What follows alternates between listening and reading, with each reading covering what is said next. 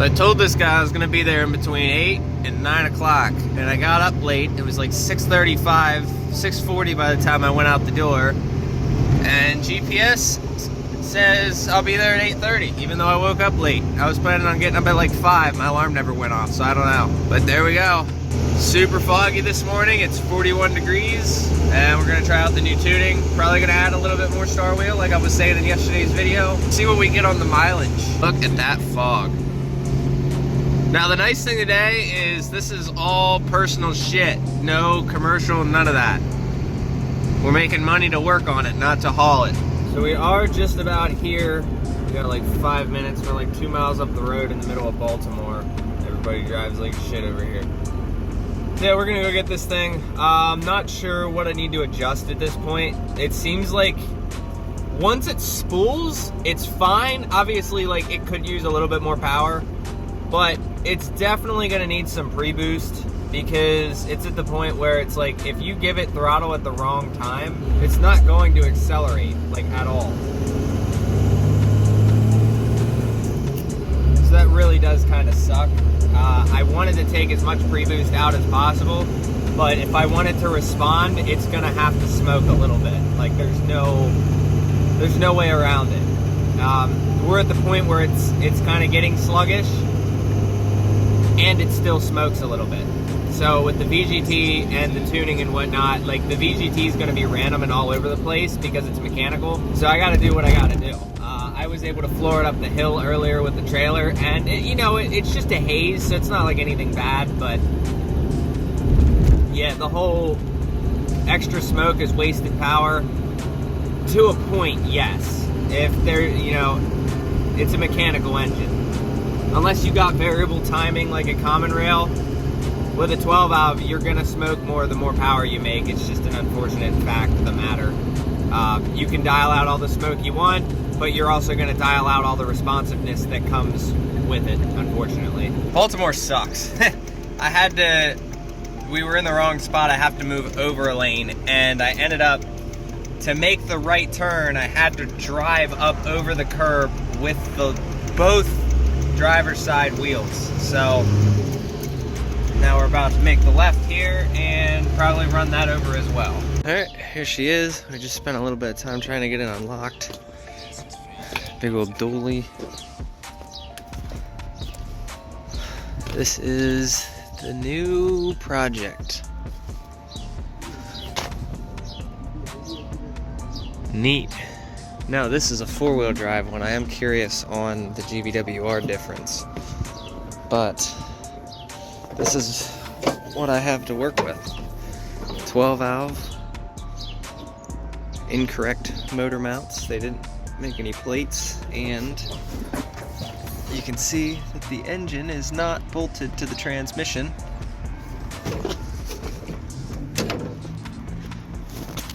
And underneath, everything's just hanging.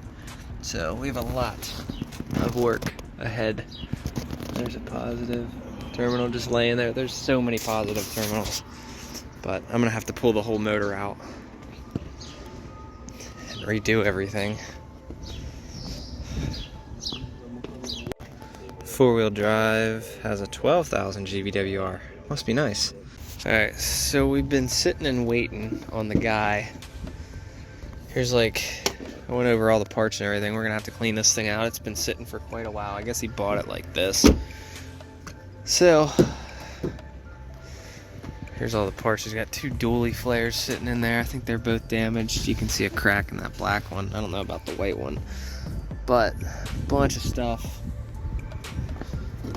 No key. Everything just chilling. NV 5600. We'll see.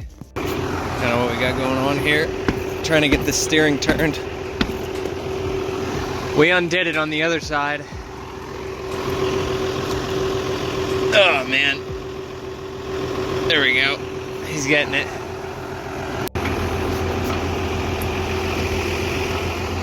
You wanna, here, I'd say right about there. There we go. Alright, here's where we're at. We got the winch cable going. they're doing the wheels. So I'm gonna let it back down, go that way, and then come back up with it. All right, you can drop her down. Yep.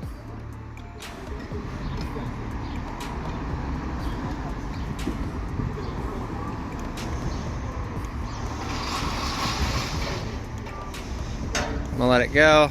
All right, you're jacking it up, get it going the other way, and then we should be able to winch it up.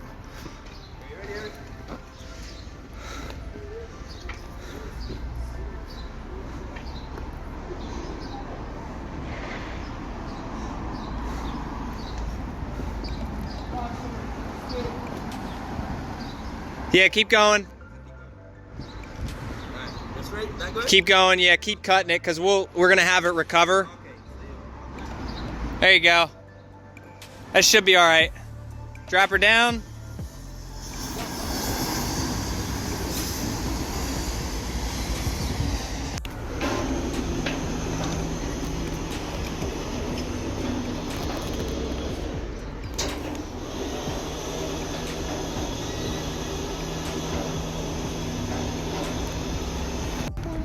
For anyone wondering about these ramps, there we go, we get them in. We have it double knotted up here. These are the ramps. People, do the aluminum ramps work? I think these are 8 feet. No, I think they're 6. I think they're 6 feet. So he's gonna jack it up, get the wheels straight. Let me see. Right there, that's perfect. Jack down.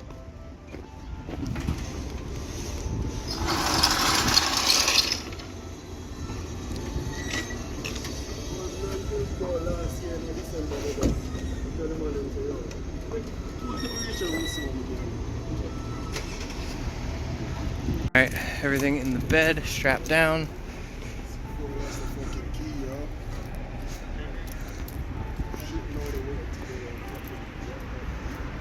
Alright, well, this is the project, and hopefully the deadline is by like next Friday, so I want to get this done for him in a week. All that, bed, gonna try to sell them. Sweet, make sure we're green. Alright, we're all picked up, and we're heading through Maryland. That sucked backing out.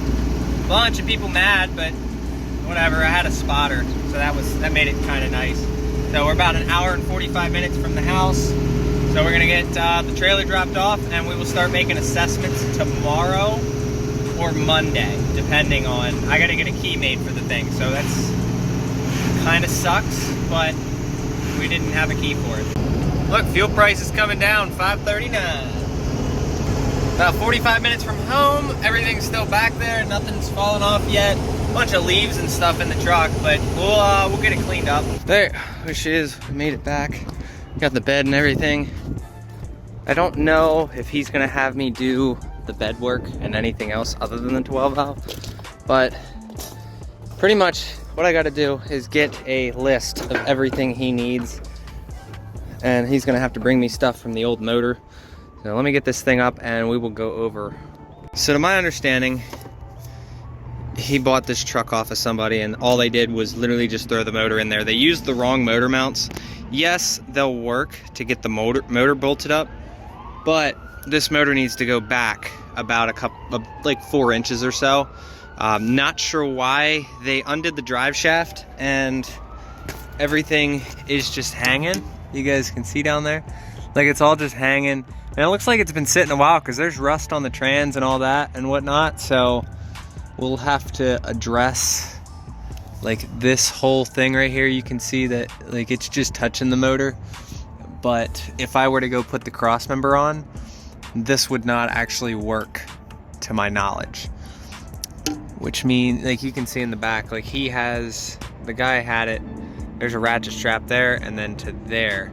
So it's not like the cleanest truck in the world, but it's not like super bad either. Like it's got, you know, it's crusty spots and whatnot, but he wants it built so that he can work it. You guys can see, so like all of this is gonna have to go. We're gonna have to pull the whole motor back out, assess what we have, label everything, go from there. I'm gonna do all the gaskets, kind of what I wish that I would have done with mine. We're gonna take this engine, go get it pressure washed, cleaned off.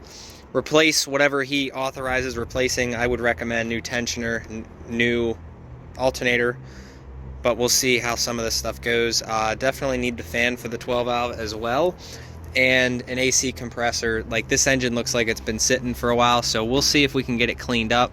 We're gonna do the timing, the tuning, and stuff like, there you go. There was, for some reason, you can see there's like, this one got cut, somebody cut it, the battery terminal sitting over there, and then there's like there's a shitload of pluses and minuses. Like, here's one, and then there's more up here. So there's four positives, 4 negatives. I don't know where from. It looks like the guy took the entire wire harness from the 12 valve. You can see that over there, and the wire harness for the 24 valve. So all of that's mixed and matched in here. You can see here is the fuel pump, which hopefully still works. That doesn't sound promising. And just a bunch of stuff in here. So like I said, we'll get it all pulled out. We'll go assess it. We're gonna need to go get new fittings, new lines. You can see like stuff like this is just, whoever was trying to do it may not have known what they were doing, and I'm gonna assume that they didn't know what they were doing just because of, I can see this right here. This whole assembly should have went. It looks like somebody tried to do it and just doesn't know. Like, this is missing. I need that from the common rail, and you have to match both for the common rail and the 12 valve. So that's gonna be fun, unless, oh, you know what? Hey, look at that. I found it. So they did leave that in there. Oil drain. So I'm gonna have to pull this whole thing off. Obviously, a common rail manifold on a 12 valve, you need the Remflex gaskets. Honestly, that's, I think, is the best way to go. So we'll do that. But all in all, I think it's doable. I know it's doable. It's not a super bad process, but I will get to document everything. Here's the wire harness from the 12 valve. There is vacuum stuff all in here, for the cruise control and whatnot. We're gonna have to get rid of all of that. He said no cruise control. Obviously, it's gonna be hard to get that to work anyway. It's gonna need a new one of those, but you guys get the point. There's a bunch of stuff in here. This obviously gets deleted. We are not going to be using the factory fuel heater. We will use the block heater if he wants.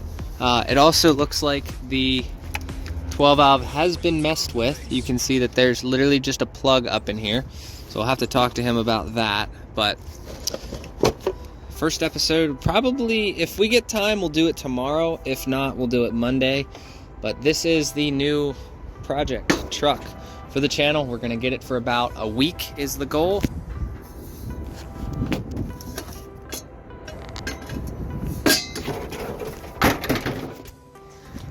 A week is how long I expect to keep this thing to get it, running and driving. Start Monday and Friday. That's what I'm thinking ultimately. So other than that, you guys let me know what you think. Let me know if there's anything specifically you want to see on this thing. He does have the factory exhaust on it, so it is definitely a little weird seeing one. I haven't seen a factory exhaust on one of these trucks in a while. We have the covers for the wheels and whatnot, so it looks like it just needs a good spray nine. All of these are broken, but aside from that, like I said, let me know what you want to see with it. We're gonna try to get it done. Maybe I'll even get to sell him a bed in the meantime because of this fender flare. But taillights are fine. That tailgate is just destroyed. Looks like, yeah, he needs, let's go over this thing. It looks like, because it got hit up there, it got hit down here, there's a dent here, and then there's a small dent here and a side swipe here. So I'm kind of curious on what the guy actually did. And like I said, he bought it, so he has no part of it other than buying it. There's, damage along here. The front bumper's kind of pressed. A little bit of rust spots here and there. Looks like somebody backed into something here. So all in all, unless he wants to do the body work, we'll see. We'll see how it goes. Not the biggest fan. I never liked these, but that's just me. I don't know if the other one's in the back. But I do like running boards, just not that specific style. I do like these front covers though, because then you don't get shit flinging up forward. Holy crap. This truck is gonna need some help. Wow. That's all for like the taillights and whatnot. But I don't gotta deal with any of that. My job is just to get the motor running. Let me show you guys what we have going on in here. Now that it was kind of chaos earlier, getting all that stuff taken care of and going through it. So there you go.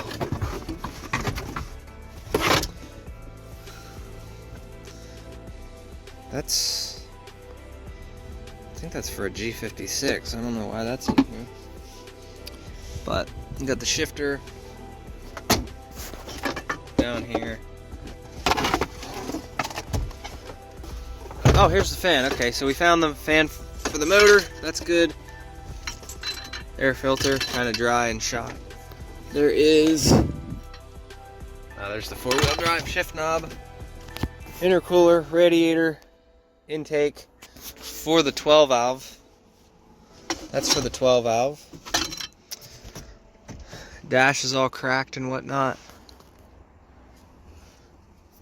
Cool. So this is great. We'll be able to get everything situated. There's the drive shaft and everything. We have CB radio. That's about it. I'll try not to put a hole in this radiator like I've done the last two.